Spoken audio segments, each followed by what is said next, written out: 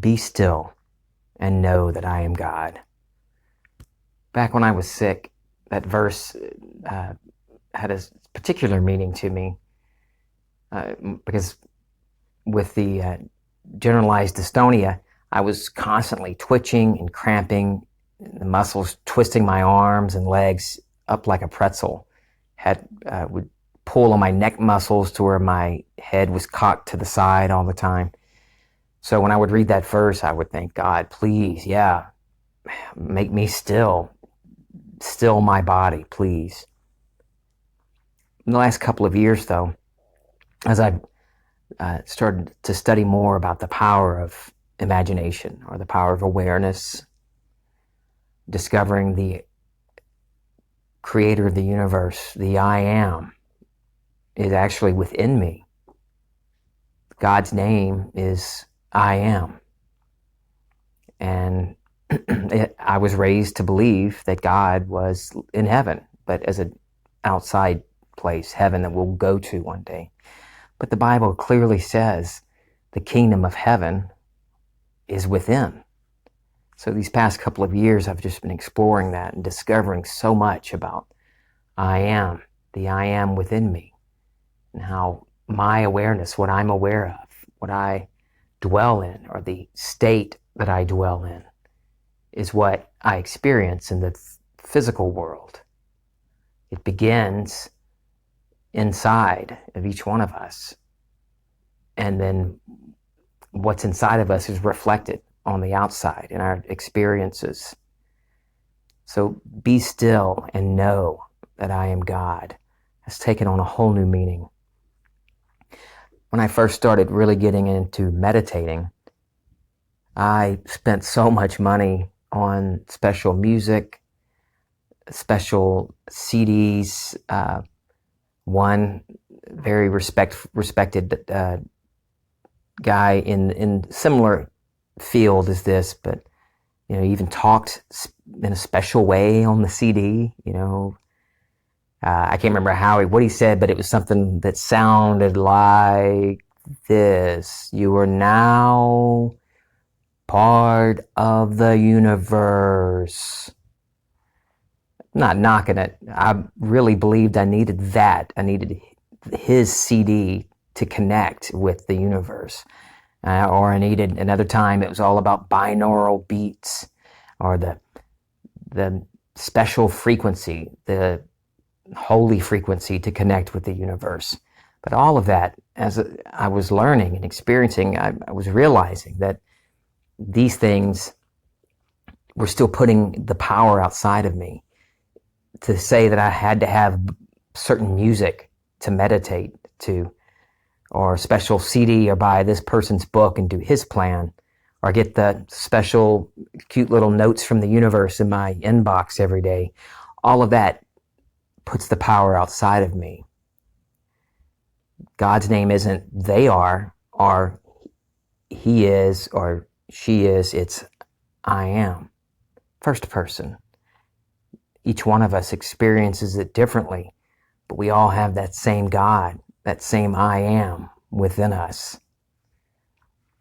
So now, when I meditate, it's not anything formal like I used to make such a big deal about it. Lock myself away in my room, play the music, no noises.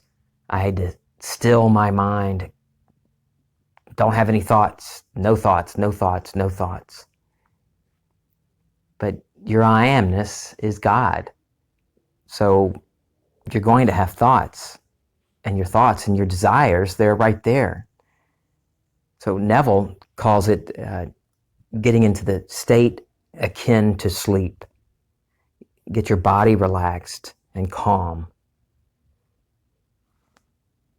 And just without force, without worrying about fighting, the thoughts. Oh, I can't think about this. I'm thinking about this and that. Got to stop the thoughts. And then it's just a battle.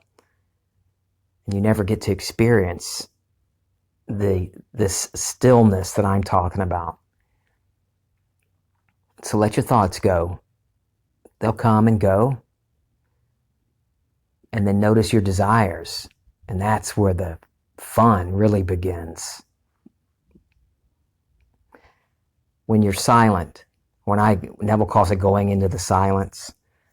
I love that. I call it that now instead of meditating, because I just like the feeling that I get when I call it that.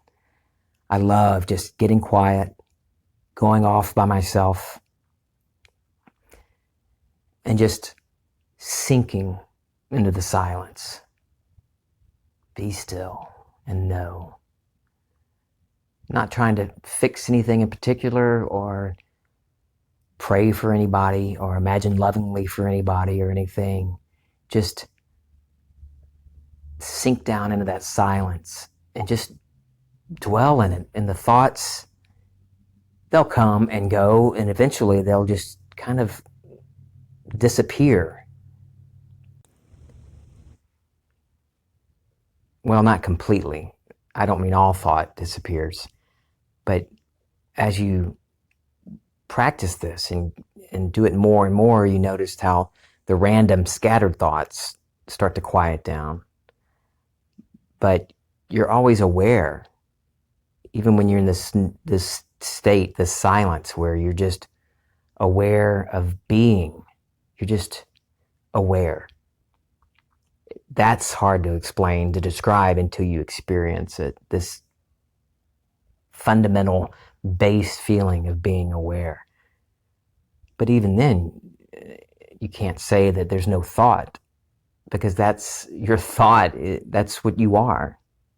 That's inside of you. You're part of your awareness. So when people tell me, I used to read a guy's book that said you have to have no thought. You'll never experience God until you have no thought. Well, then I don't think you could be aware or even alive. Completely dead, not just physically dead, to have no thought. So I don't subscribe to that. But there's this wonderful feeling, this awesomeness when you get down into the silence and just be. And just be. God's there. The I amness, the one God that's living in all of us is right there. Commune with your own heart on your beds and be silent. For God alone my soul waits in silence, for my hope is from Him. God is waiting for you. God is you. Experience the silence. This is Feeling Twisty.